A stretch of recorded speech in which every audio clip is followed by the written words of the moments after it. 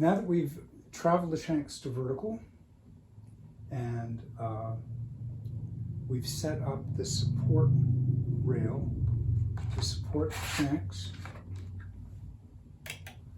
so that they are parallel to the key frame, which is parallel to, in this case, the bench. When we had the action all set up and we'd measured for our bore distance and we bored our sample hammers, we set this up to confirm that, in fact, when the hammers were held at strike, and we did that with the regulating rack, that the shanks were parallel to the action.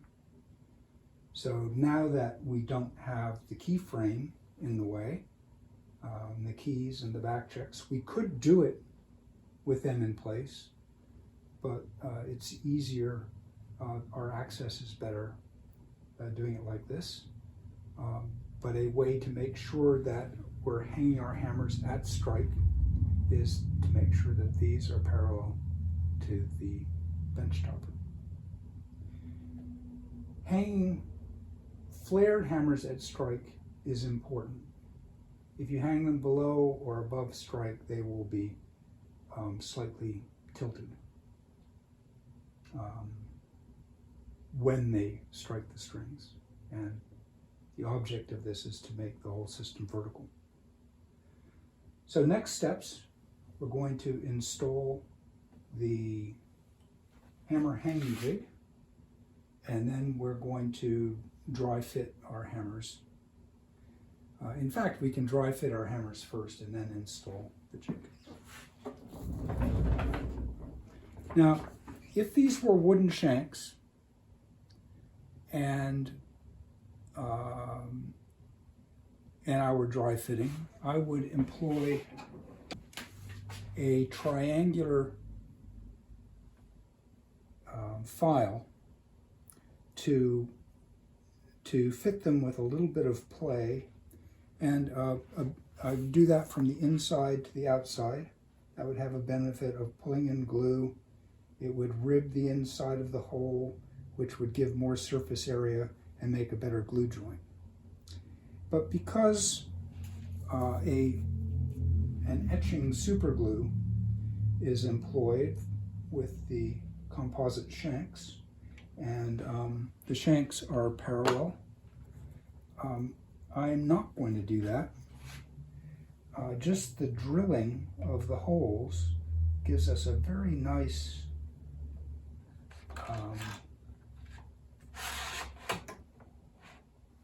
even fit, but I'm going to check it out all the same in case I've misbored something, or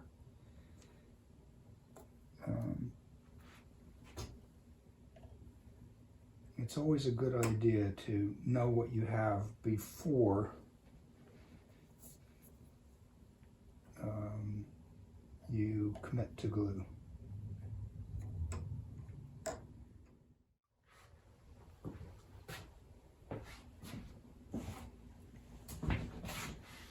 So to remind you what I do for positioning these shanks, I take a piece of my pre-cut traveling paper, which is Avery label material, and thread it through like so. And that gives me a nice tight fit on the shank.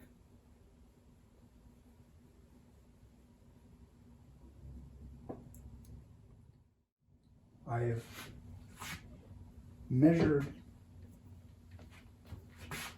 from both sides. Because the hammer is flared, I want to be sure that I have it in the right place at 5 1/4. 5 1/4 is a long distance out the shank. Generally 5 1/8 or even 5 inches is used. But these have 18 millimeter knuckles. The originals had 18 millimeter knuckles, and I've stuck with that. So 5 1/4 is my estimate of what the original shanks indicated. The previous hammers were very erratic, so they weren't very helpful. But because the hammer is flared, if you measure for both sides, you can split the difference. It's not at the center line of the hammer. This side it's a little bit further, that side it's a little bit closer. So I'm going to do the same thing with hammer number 1.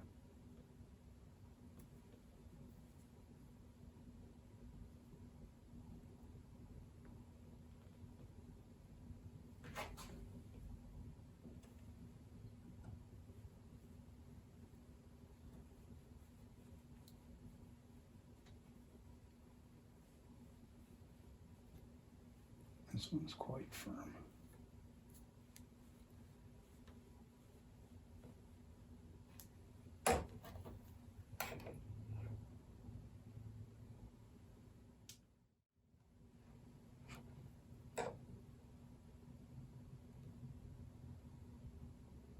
Okay,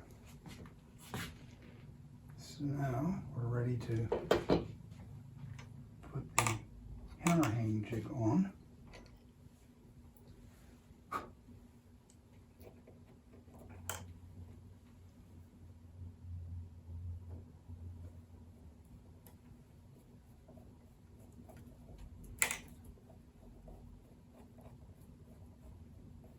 And it goes right on top of the sliding top here.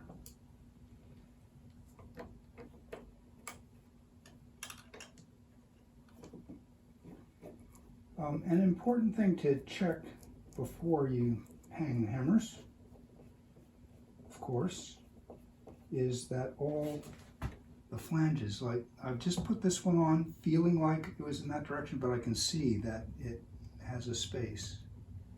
So I want them to all seat against that back rail.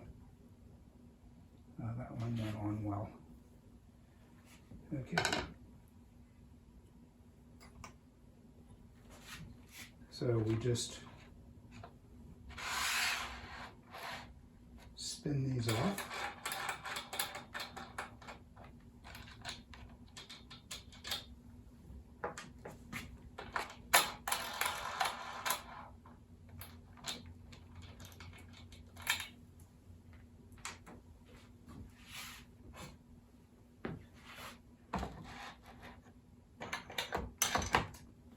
And then spin them back on.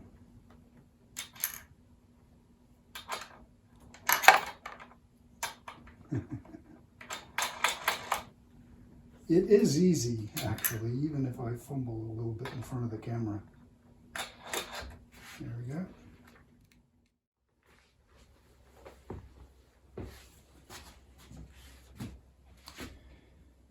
The hammer hanging jig is in a fixed position, and when these thumb nuts are loosened, the sliding top slides underneath it. It will slide the whole business to the next section when we're done with this section as well. So now what I want to do is have the inside of this rail just touch the heel, the inside of the, just touch the inside of the tail. And,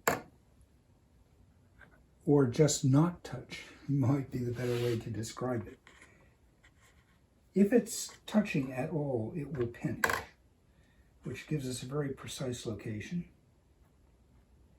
And that is fine.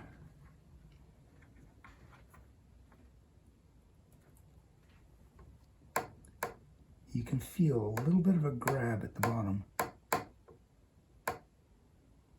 and you can hear it too.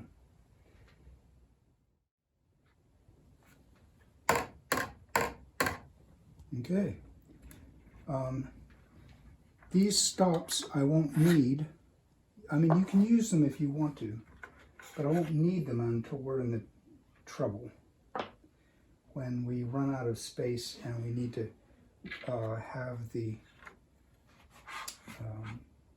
shoulder guide retreat. Now again, if I go too far, it will, the shank won't land.